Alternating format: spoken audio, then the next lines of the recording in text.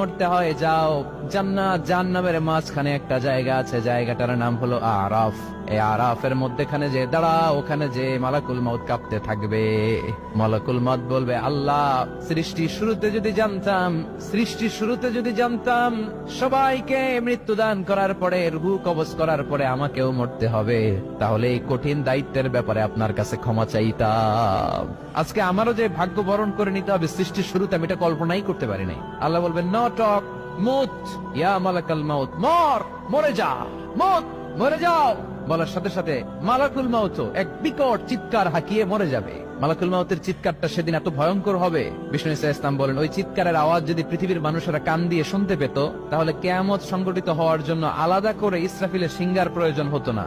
ওই চিৎকারের আওয়াজে প্রতিটা মানুষ কানের পর্দা ফেটে ওই জায়গায় লাশ হয়ে পড়ে যেত। এবার ডানে বায়ে সামনে পেছনে উপরে নিচে কেউ নাই, একজন ছাড়া। জোরে বলতে হবে, তিনি কে?